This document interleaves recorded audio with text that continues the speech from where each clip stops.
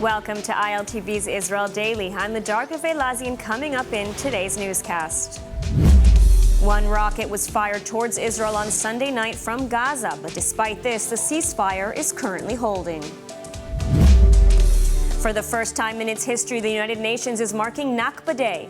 Israel's ambassador to the UN is calling on countries to shun the event.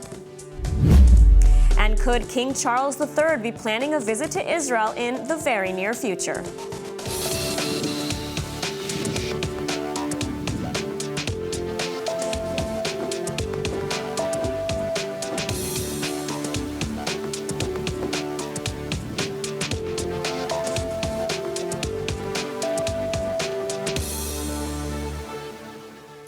With the exception of one apparent technical glitch, the ceasefire between Israel and the Islamic Jihad terrorists in Gaza has been holding.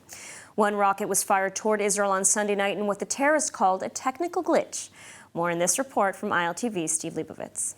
The Prime Minister hailed the IDF and Shin Bet performance in Operation Shield and Arrow, saying that Israel had surprised its enemies and made substantial gains by taking the initiative and eliminating terrorist leaders. סיימנו אמש בהצלחה 5 ימי לחימה מול ארגון הטרור של הג'יהאד האסלאמי.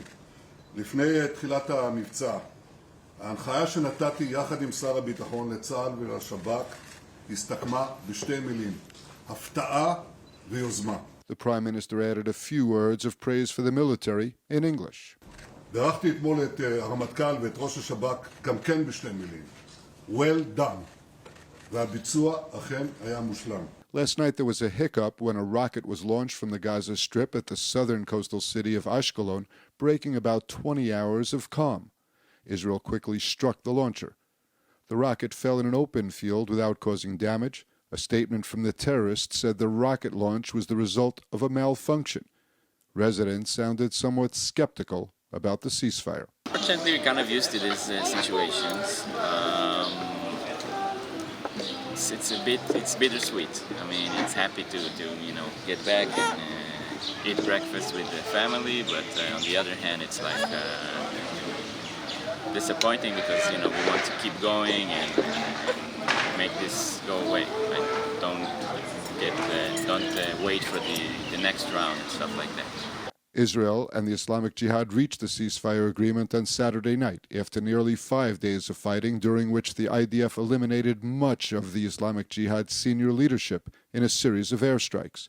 The Egyptian-brokered ceasefire put a stop to 5 days of intense fighting that saw over 1,200 rockets launched at Israel.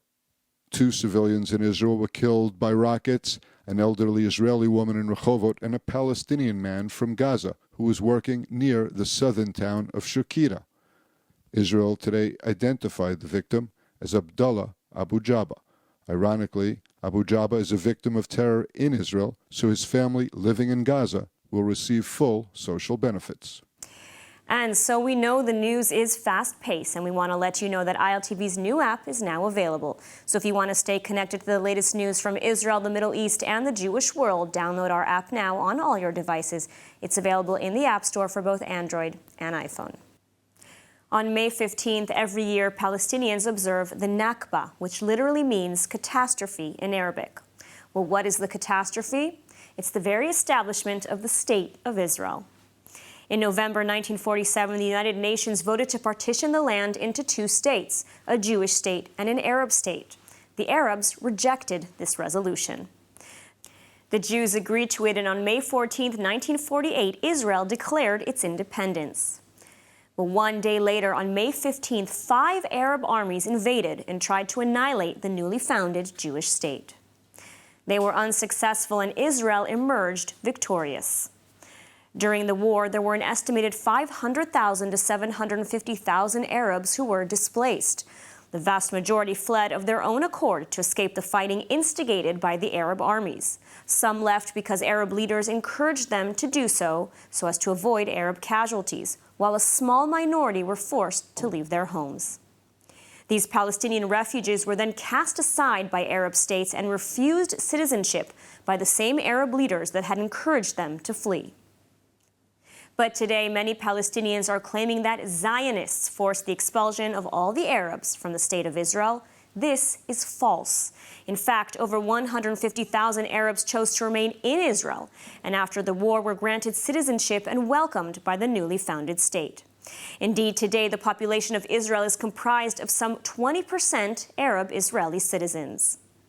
And moreover, as a result of the establishment of the State of Israel, Arab countries stripped Jews of their citizenship, froze their assets, and many forcibly expelled Jews from their homes, leaving hundreds of thousands of Arab Jews as refugees. Yet today, the Palestinian propaganda machine is attempting to distort history. They are casting the events of the establishment of the State of Israel as a heinous genocide committed by Jews against Palestinians, when in fact, the opposite is true. Israel was attacked by 5 mighty Arab armies trying to wipe it off the map. Palestinians were a part of this campaign. They lost, and now 75 years later are still unable to come to terms with this loss. Israel is now celebrating 75 years of independence. It is a flourishing state and a technological powerhouse. It's time the Palestinians stop trying to distort history and face the reality that the State of Israel is here to stay, and instead focus on building a peaceful future. And speaking of Nakba Day, the United Nations is set to mark the Nakba, or catastrophe, for the first time in history, and an event in New York. The event says it will mark the mass displacement of Palestinians. Israeli ambassador to the UN, Gilad Erdan, called the event shameful and called on countries to boycott it. The Palestinians will hold a shameful event here commemorating the establishment of Israel as the catastrophe, the Nakba. Instead of commemorating the real Nakba, the expulsion of almost 1 million Jews from Arab countries following the establishment of Israel, this biased organization is distorting its own history. I'm working to ensure that member states understand that attending this despicable event means destroying any chance of peace by adopting the Palestinian narrative, calling the establishment of the State of Israel a disaster, while ignoring Palestinian hate, incitement, terror, and refusal to accept the legitimacy of a Jewish state. Several member states have already confirmed that they will stand on the right side of history and not attend this anti-Semitic event. I call on all member states to follow suit. And joining us now once again with more on the event and its significance is Doli Amini, veteran Israeli journalist, attorney, and author. Thank you for joining us. So the UN is hosting the Nakba Day event for the first time in history.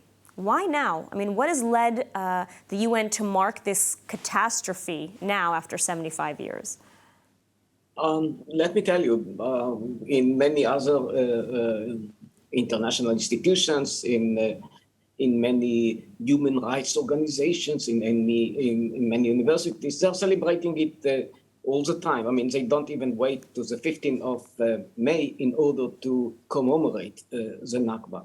But just in order to understand the phenomena of Nakba and what is the story, I mean, we have to bear in mind what happened in the previous century. What happened is that many peoples actually were fighting for liberty, for independence, for self-determination. And the superpowers, the empires, actually collapsed. And when it happened, a huge wave of population exchange took place. Something between 60 to 70 million people were forced out from their homelands in order to establish new nation states. It happened in many conflicts. It was even in a way confirmed by the highest international court of that time, the Permanent Court of International Justice, because it was the best solution in order to prevent conflicts. So something of the kind also happened here in this conflict. It's not that the Zionist movement wanted this to happen. It's just as you mentioned, they declared war. They rejected the partition resolution.